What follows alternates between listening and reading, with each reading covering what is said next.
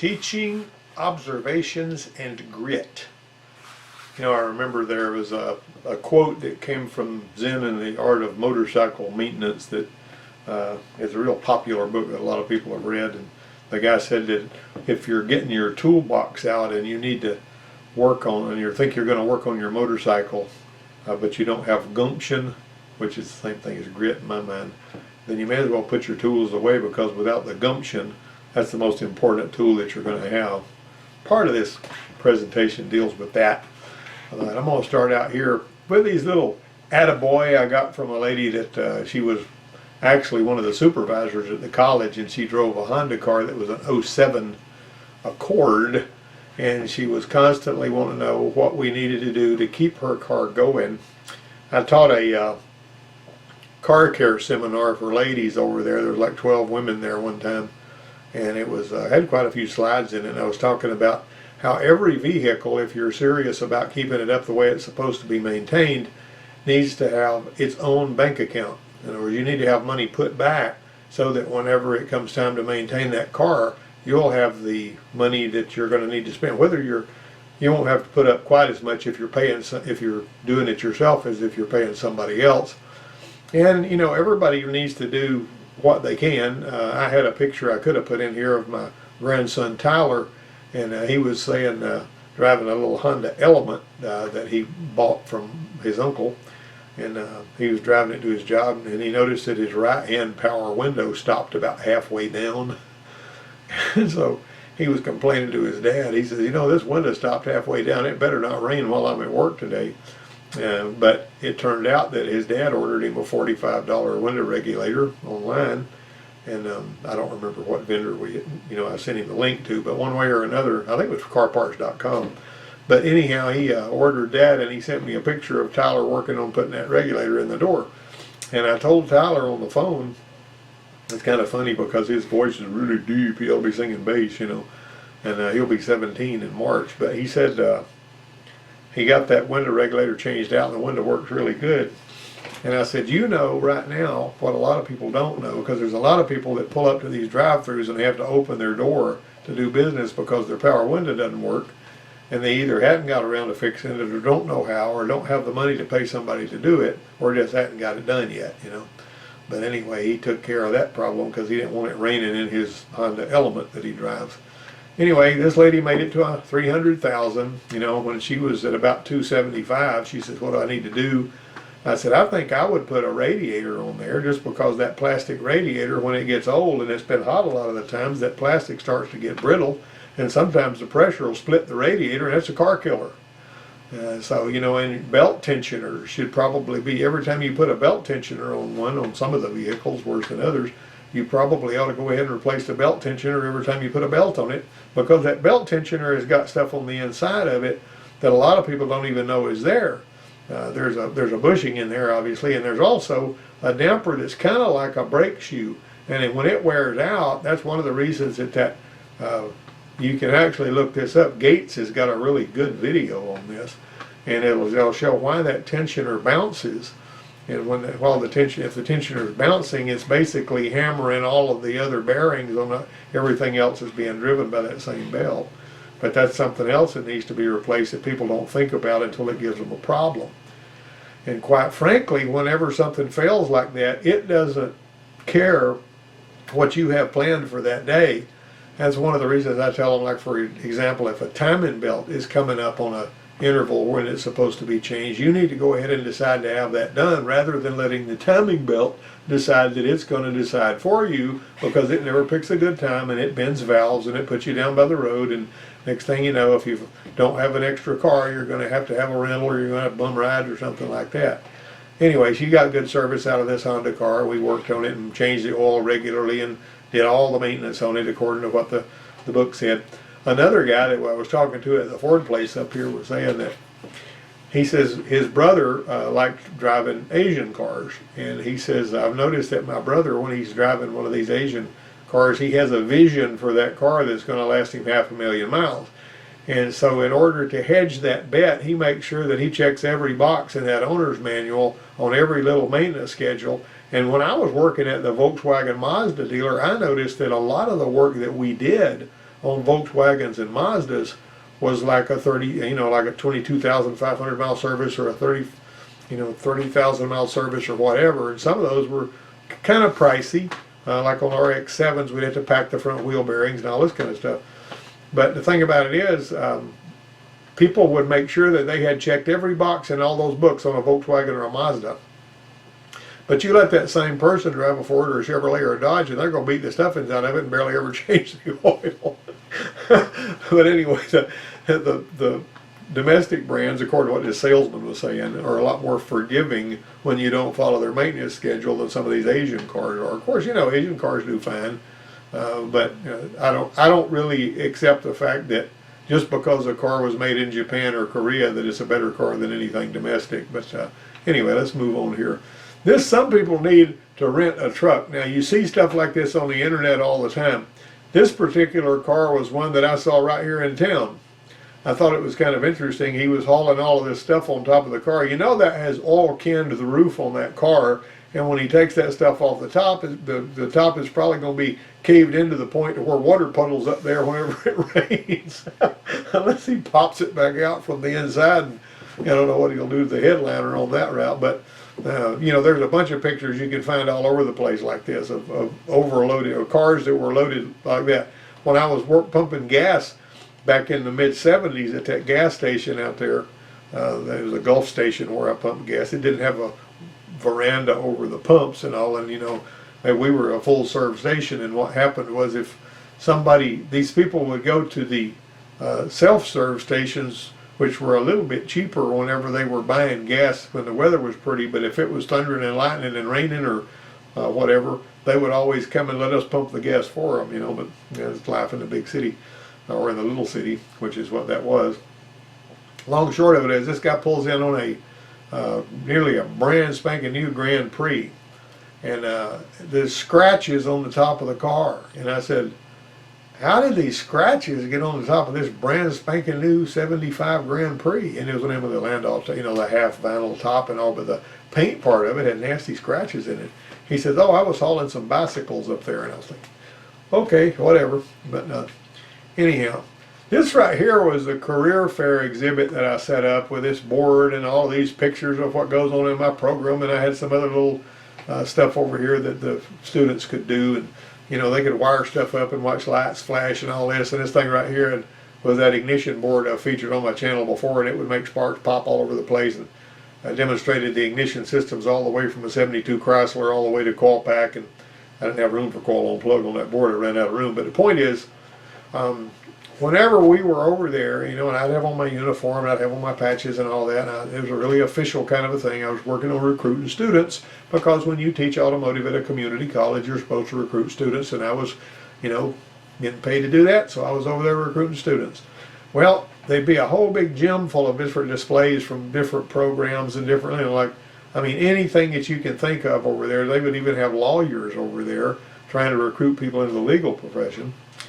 And I'll say something about that again in a minute. But there was a guy on the opposite corner of the gym on this day, and he was from Nashville Auto Diesel College, and he had this little thing standing up there with his logo on it, Nashville Auto Diesel College. And on the toolbox, on the table in front of him, he had one little toolbox, and it had some flames on it.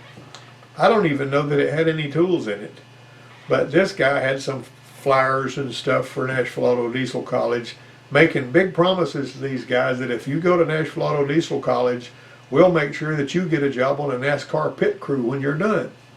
What they don't realize is, from what I was able to gather in the time that I spent piddling around talking to people about NASCAR, is they want you to work for them for a solid year for free before they decide if you're good enough material for them to start paying and keep on staff. But I don't know if that's true or not. Somebody else might know more about that than I do, because I've never really been much into racing. But what got me was, one day when I came back over there toward where I had my stuff set up, and I went to several of these things per year, there were these two lawyers with a copy of the Constitution sitting there. And so I walked up there, and with these two guys sitting there, trying to recruit people into the legal profession. I says, can you guys tell me the 5 freedoms guaranteed by the First Amendment of the U.S. Constitution? And one of them looked at the other, and they looked back at me and shrugged and said, I don't know, Google it. And I was thinking, these guys are going to court to defend people and don't even know the 5 freedoms guaranteed by the First Amendment of the Constitution. And I ask you, do you know those? If you don't know those, look them up and memorize them. I'm not going to tell them to you here because it's like spoon feeding you. But if you dig up the 5 freedoms guaranteed by the First Amendment, you'll be in like 5% of the naturalized, well, actually, naturalized citizens that come from other countries have to learn the Constitution and other things about this country's history that aren't being taught in school. Anyway, find out what the 5 freedoms guaranteed in the Constitution are and burn those into your memory, and you'll know more than most of the lawyers. After you do this, when you see a lawyer, just flat out ask them, what are the 5 freedoms guaranteed by the First Amendment? Almost none of them can tell you those. Yeah, you might have different experience than I have, but I heard about one guy that said he had 150 constitutional lawyers he was talking to, and he asked any of them from the podium, could any of them tell him the 5 freedoms guaranteed by the First Amendment? Not a single one of them raised their hand. All right. How many things can you see wrong in this picture? Now, this is not a picture I took. This is one that I borrowed from somewhere a long time ago. And this guy's got this truck propped up. He's got the 2 wheels over here against the curb. And he's got it, I don't know how he got it jacked up that high, but he's got pieces of wood, a couple of them for safe measure, I guess, under there. And he's got a welding machine over here. And if you look over at these sparks, he's welding something under here right next to the gas tank. So that's several things that I've seen wrong. You might want to freeze that and look, capture the image and zoom in on it and look at that real close if you haven't seen that before. You may have seen it before. I think you can find this image online fairly easy, but it just boggled my mind. I used to show it to my students as a good example of what not to do. All right, what do you do when you see this kind of thing during an oil change? If you're somebody that's actually a regular mechanic and you do all kinds of work, if you work at a kind of a small shop, you may be, occasionally I'd have to do oil changes whenever there was a situation. If I was working on a vehicle that had a drivability problem that I thought had determined had been caused by gasoline contamination in the fuel, like it was pulling fuel vapors into the PCV system and skewing the fuel trim, I'd go ahead and change the oil myself just to get the job done so I could make sure whether that was what was wrong or not. Sometimes it's a good idea to change the oil just to be sure, because it's silly to do a whole bunch of other stuff and throw a bunch of expensive sensors at a vehicle whenever the oil change might fix it. And I've seen oil changes fix vehicles before. But you need to, of course, if somebody has gone a long time without changing the oil, it may be contaminated with fuel for that reason, because some of the blow-by is going to deposit fuel in the oil anyway over a lot of period of miles. But if there's a lot of fuel in there, you need to find out if it's coming through the fuel pressure regulator diaphragm or something like that, or if it's one of these gasoline-rich injection vehicles. You need to see if the injector, the high-pressure injector pump, common rail pump, the one that pumps into there. See if that thing's leaking down into the crankcase, where it's driven by the camshaft and all that. But when we used to see these, the shop foreman's procedure was, he says, let's go ahead when we see one of these and do everything that we can to fix this so that this is not a thing. Now, one of the things I used to love to do was I would get some of this CRC battery terminal cleaner and I would spray the whole top of that battery with that and just wet it down really, really good with that.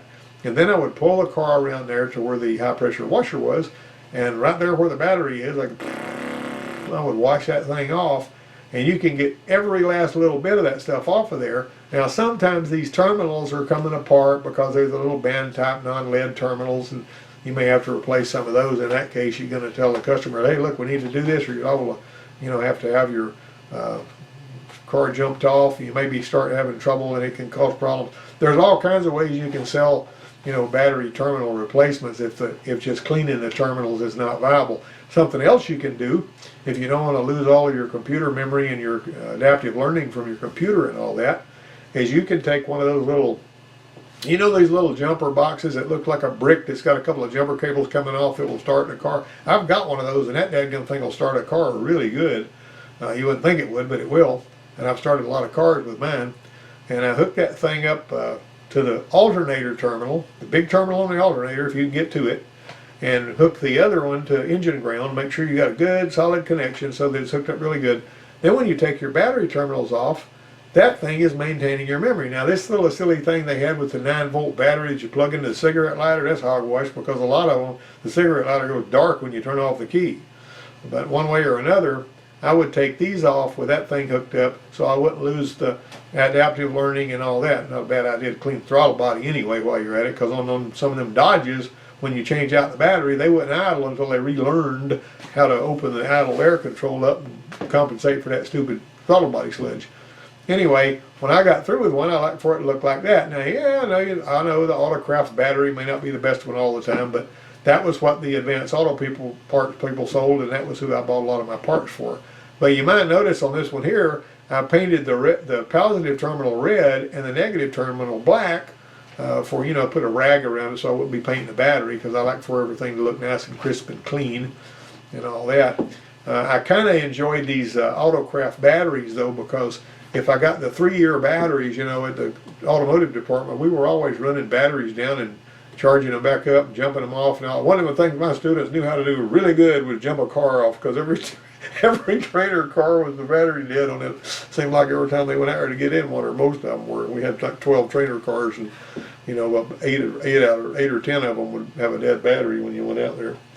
Okay, so that was what I like for it to look like when I get done. Remember, every job is a picture of the person that does it. Now, I understand on some cars, customers don't want you fooling with their battery terminals and all that, but I'd still clean that cruddy mess off as good as I could. Anyway, this right here, for checking forward cruise control, you can actually, the ones that have the, even the ones that are they have the little amplifier up there, like on some of the Explorers that had the vacuum operated cruise control, they would have it up there behind the dash. On this one here, if you take your little prick probe and you go into that blue wire with a black stripe on the forward cruise control, you should see 8 volts there when you're not doing anything. Now if you push the off button, that 8 volts ought to be shorted to ground. If you push the on button, it ought to go to 12 volts. Alright, and then it'll step up as you do your coast, set, and accelerate buttons, because they got various different resistances. Now when you make this connection right here on this cruise control, on these forward, on that blue wire with the black stripe that goes to the buttons on the steering wheel, as soon as you hook that up, if you've got 8 volts there, you've got power and ground to this module. So you don't have to worry about that. What you don't know is if you've got a good ground to come into the module through your stoplight bulbs, because if one of the stoplight bulbs are blown and there's no ground coming to the module, you ain't gonna have no cruise, because it thinks you're driving around with your foot on the brake. See, it's looking for the ground coming through those bulbs. When you neutralize that by powering that circuit up, it loses that ground that it's looking for, and it drops the cruise out. Okay, so also I had another one here where somebody had put some LED tail lights on a Ford Focus, and because there was almost no ground coming back through those LEDs to that, I like to take a Tesla and hook it to the hot and go into that wire, and you're going to look up your little pinout here. I could have done that if I'd wanted to, but anyway, you'll go into the wire that's going to the stoplight trigger, and you look in there and see if you've got a good strong ground there, and it should go away when you hit the brake. All right, if you've got that, then you can forget about that. The next thing you're going to have to deal with is your speed sensor wires. Of course, if you're on some of them, the speed sensor actually sends a message sends a signal to the ABS, and the ABS aligns it and defines it, and then it feeds it to the cluster and all that. You need to know how that's getting there.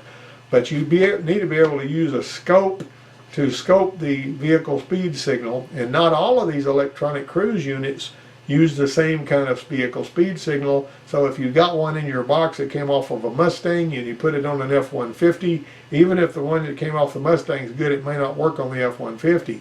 That's the same way with those 13K359 turn signal switches. If they all look alike for many years, and the wires will plug in and everything, but the innards of that thing are different from year to year.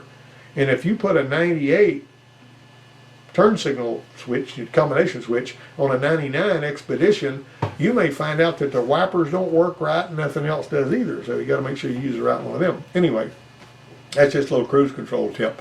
Whenever I was working at the Lincoln place over there in Dothan back in '84, the dispatcher up there gave me 7 cruise control jobs in one day to do, and that was before these electronic cruise here like this came out on the Fords. Now this one here has a cable going to the throttle, you know, but whenever they came out with electronic throttle control, the cruise control went away, as far as the module. But anyway, you run this, I would take that, let me see, there's another cruise control. I got to where I was so good at those cruise controls by fixing 7 of them in one day, and I fixed every one of them, that I could tell you what every single one of those wires did and what you needed to check there and all that. It's pretty handy. One time, the first one I worked on that day, it beat me up a little bit because somebody had pulled a fuse out, you know, that was feeding it. Duh. And I finally figured it out. It was because they were missing fuse, you know. Of course, you need to find out, that's why you need to go to the fuse panel details, find out which fuse is feeding this thing, look at that in the wiring schematic, and, you know, go to the right fuses and make sure they're there. And furthermore, in the fuse panel, sometimes somebody will have put one of those little current tap thing, or, you know, voltage tap things on the fuse, and they'll stick it in there and they'll spread the terminals in the fuse panel so that whenever they pull that back off there, they put the fuse in there and it's not making contact on one side. You know, it'll be like that right there. It won't even be touching. I've seen that a few times too, and it's annoying as all get out, because if the hot side of the fuse is making good connection but the cold side of the fuse is not, you can take your test light and touch to both sides of it and it'll light up, but it's not getting to where it's going. It's never leaving the panel. But now the vacuum operated cruise control units had a little potentiometer built into them for feedback, because the little amplifier box, you know, actually operated this thing. And I would have these cruise controls that would surge sometimes. It would work, but it had a surge. All right, so I would go in there and I would pull that vacuum cruise control unit off there, open it up, and if you open one of those up, you'll see a little potentiometer in there that's adjustable. And it was a 50,000 ohm potentiometer, and I would basically get a meter and I would adjust that potentiometer so that it was dead in the middle. So it had 25, it was reading 25,000 ohms on both sides, and that would take care of that surge for some reason or another. I didn't read that in a book anywhere. I just decided to try it. You know, I wasn't really modifying it. I was just making a little bit of an adjustment on that potentiometer. Now, if you modify cruise control, you're taking your life in your hands, and you could wind up, you know, causing somebody to crash and burn, you know, so be careful about that. All right, this right here is a funny little write-up. Customer states rear brake sounds like Dory from Finding Nemo talking to the whale. All right, now, a lot of you guys have seen the brake job that I did on the back of my 2006 Explorer. I put some of those Delco ceramic pads on the back of it.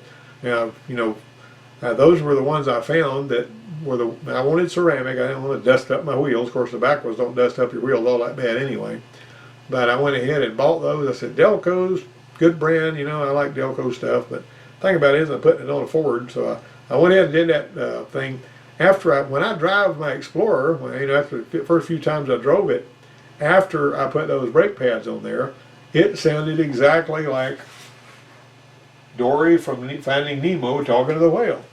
I mean, and I'm not even touching the brakes. When I'm just backing out of the driveway, I'm hearing all of this incredible noise that if somebody was standing within 50 feet or 100 feet, they'd be looking to see what that noise was.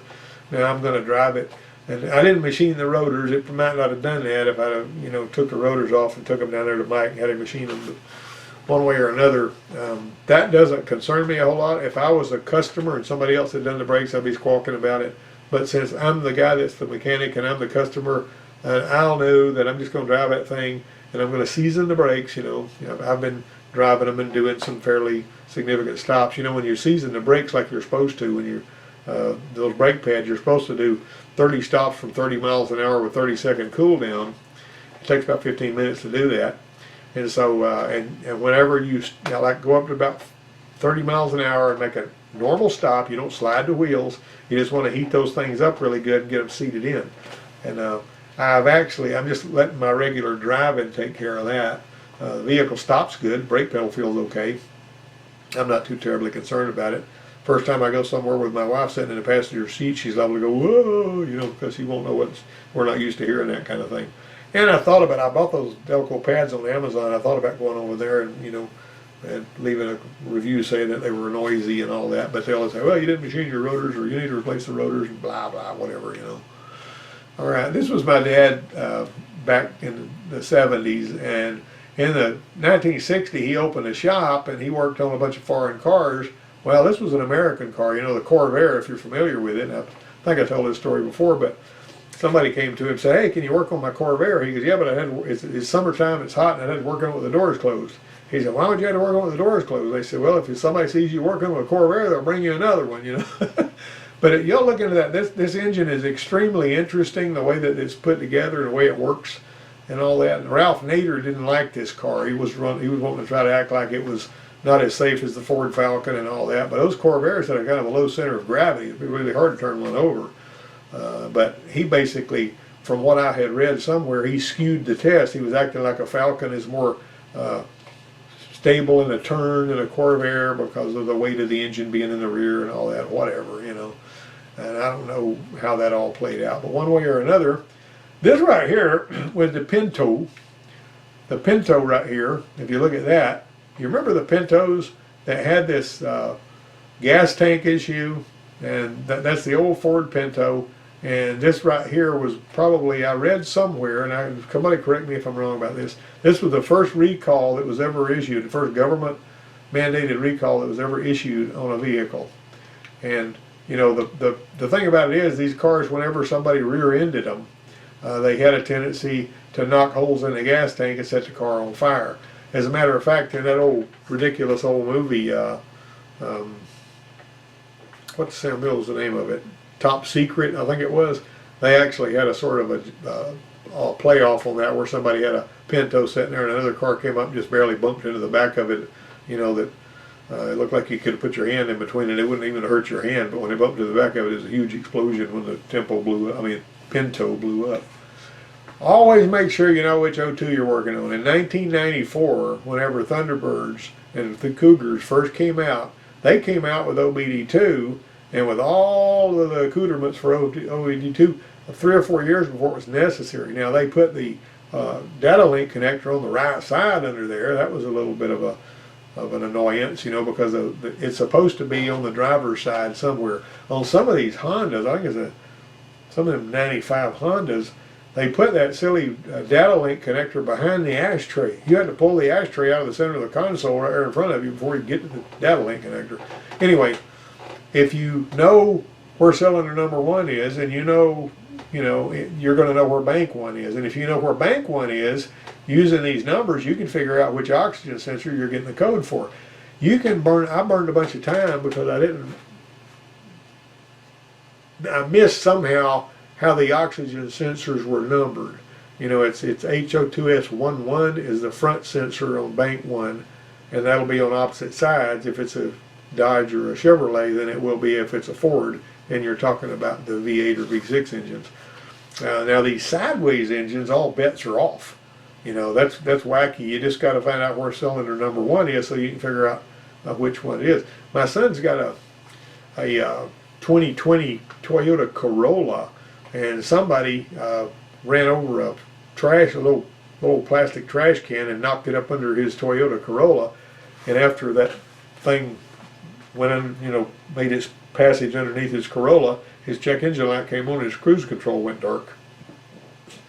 I had to research that, but I wonder if Toyota has made it so that the cruise control won't work if the check engine light's on. That would cause people to want to go get a check engine light fixed if they're used to using the cruise control. All right.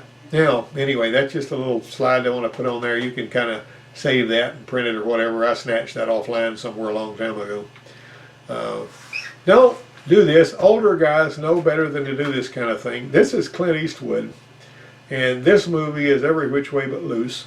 And I tell you what, they did an absolutely excellent job with that engine right there, looking like a Chevrolet 230 V6.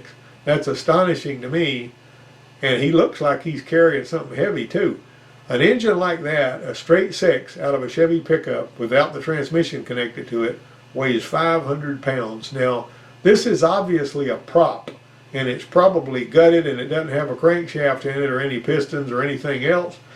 Or it may be just a prop that's made out of something that looks real, but whoever the prop master was that made that engine made a doggone good engine. Now, when I was 20 years old, I was working a shop over here in town, and this guy that worked at the parts house brought gaskets and a cylinder head back from the machine shop at the parts house where he's from. And he was driving a 61 Ford pickup, and the tailgate was welded shut on it. Because I guess it was prone to fall open. Instead of that, they just let it, welded it shut. So he couldn't open the tailgate, and I don't remember why we sent that cylinder head to the machine shop with the rocker arms on it, but it had the rocker arms on it. And so I reached down there and grabbed the rocker arms with my fingers. This was a straight 6-cylinder head, like came off a motor like this. And I was going to pick it up, and I was thinking, it'd be a little rough on my fingers picking up that cylinder head. I don't know how much that cylinder head weighs, but it's cast iron. It's pretty darn heavy. And this 18-year-old kid that was driving a parts truck, he had some gaskets under his arm and holding a water pump in a box in his other hand. He goes, "You won't bring that cylinder head out of there with one hand." And so I brought that thing out of there and carried it all the way to the shop with one hand. I was thinking, there's no reason in proving you can do something. I didn't hurt myself or anything, but it was kind of dumb to do that just because he dared me to do it, because you can get yourself in trouble like that. Anyway, this was a really interesting picture to me with him carrying that engine, because like I say, the prop masters, whoever they were, did a whale of a good job on that. Now this right here was a test of grit. I used to get this. This is an 1 3/8 thick. It's a front end part that we had to pull off of a van, and it's mild steel, so you can cut it with a hacksaw. And I would have these people cut this thing off just to see if they could. And a lot of the times, I didn't make it a mandatory thing, but in fundamentals, I would challenge any student to do this. And what amazed me was a lot of the guys, even the big strong guys, wouldn't even pick up the hacksaw. They didn't even want to do it. I'd give them a brand new hacksaw blade. Typically, I think I started that one out with a blade that had some wear on it. But the people who were the most likely to do this and complete it just to prove that they could were the girls, believe it or not. And they would finish that thing up. Now, after they cut that little wafer off of there, I would take thing over to the grinder, and I'd polish it up and clean it real good. And we would take some stencils, and we would stencil their initials on them, and they'd have something about the size of a silver dollar that they could keep for a souvenir and carry around in their pocket. And so anyway, that was a cool little thing that I came up with just as a test of grit. Somebody, and I tell you, a lot of the times what I would do when I was challenging them to do that is I would put a new hacksaw blade on there and I'd saw the thing off myself. And if you make good long strokes, I should have made a competition out of that, but if you make good long strokes, you can cut that thing off completely because it's mild steel with that hacksaw. If you got a good blade with some fairly coarse teeth, in probably less than 3 minutes, you can have that little thing sawed off of there. Well, a lot of them didn't want to go to the effort to do that, but whatever. I don't know that anybody else has done that. I had one guy, I was telling him to take a hacksaw and cut off this rotten piece of exhaust because we were going to replace the little turnout pipe, on the back of the exhaust on this friend of mine's truck that worked. It was another instructor over there.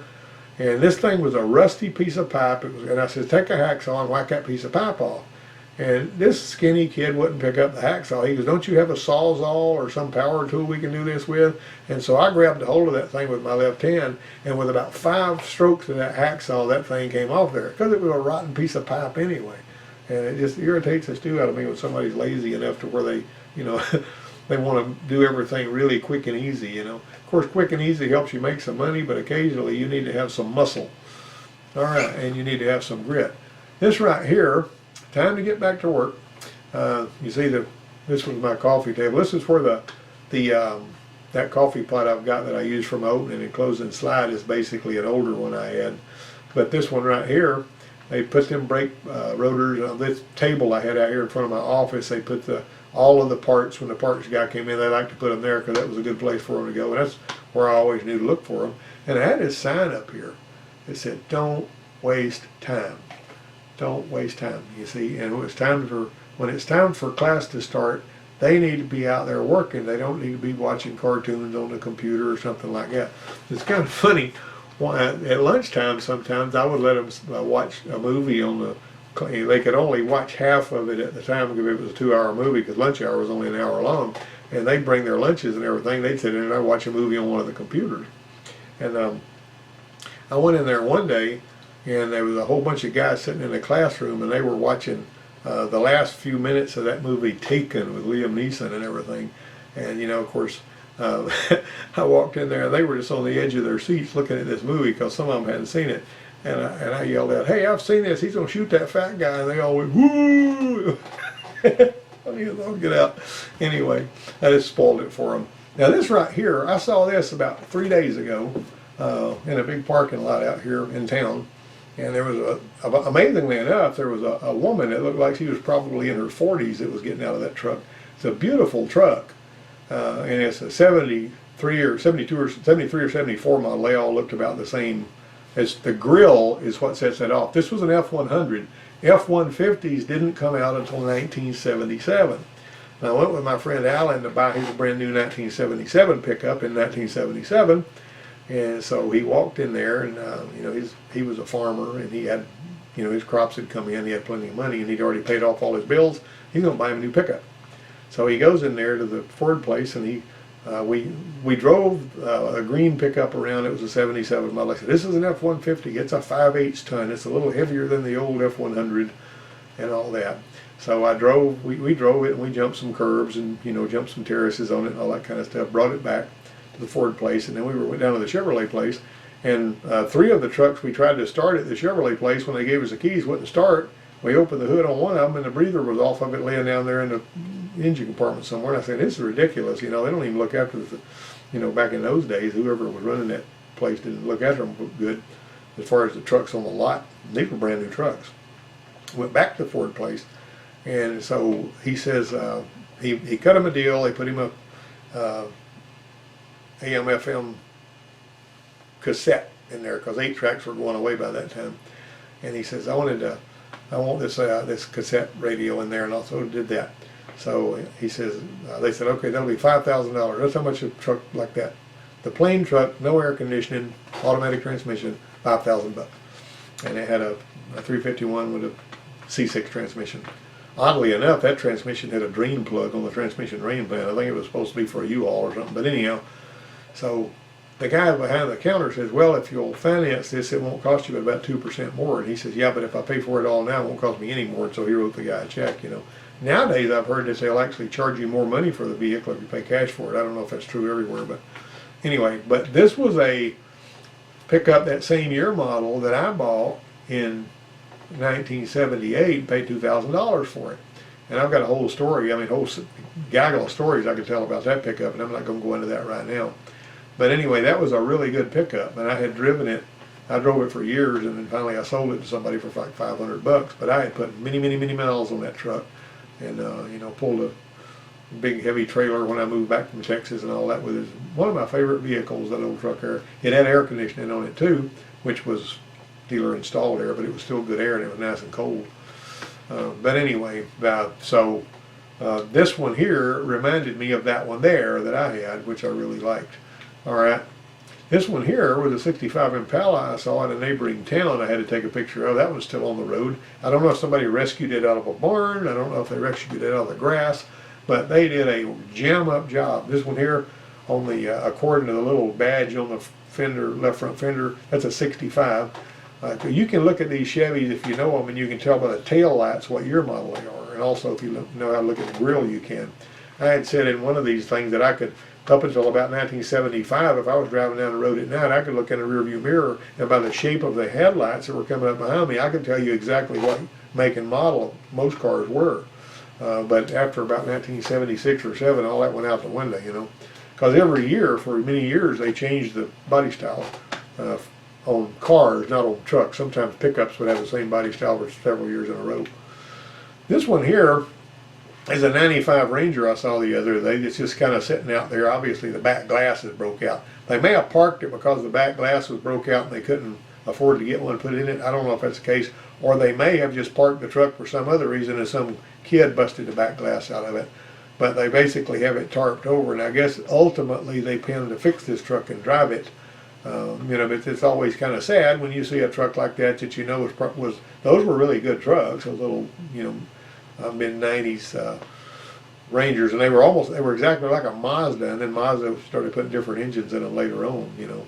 Incidentally, even when they had the same engines in the Fords and the Mazdas, I found out by hooking the SBDS machine up to one of those Mazdas that all the Mazdas are California trucks. Now the SBDS machine identified that as a Mazda, but for some reason the programming was in there so that it would, and the pinout on the engine controller is different on an early 90s California truck than it is on a 49 stage truck. The injectors are in different pins and everything else. However, it was a California, either it was a Mazda that the machine mistook, because I told it, you know, what I was working on. The machine didn't know that this was a California truck and that the pinout was different. Boy, did it ever give me some screwed up readings and all that. And when I finally looked at the pinout and figured it out, I said, well, I need to basically tell it this is a California truck. Once I told it it was a California Ranger, it went in there and it worked really good. Anyway, that is the end of our little talk today, and I really appreciate you guys tuning in on here and listening to me ramble and everything. And it's been a really good, fun time, and I appreciate it. We'll talk to you next time.